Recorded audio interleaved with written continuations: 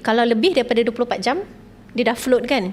Kalau float, dia kena matahari, kulit dia boleh menggelupas. Nanti dah hijau semua. Itu lebih daripada 24 jam.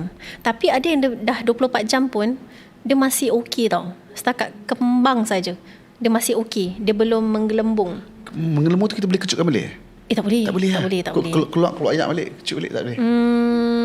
Dia tak. Okey, kalau keluarkan keluarkan air tu daripada dia punya lung.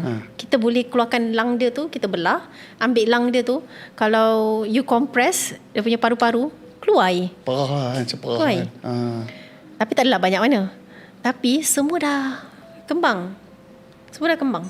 Kalau lemas, kalau dia dah lebih 24 jam dengan air, bila dia 24 jam dia, of course definitely dia float, terapung. Ada yang dah kulit menggelepar sebab dia kena matahari. Dah warna hijau macam itu, hijau gelap. Tapi ada yang bila dia float, dia masih cantik tau jenazah dia. Saya pernah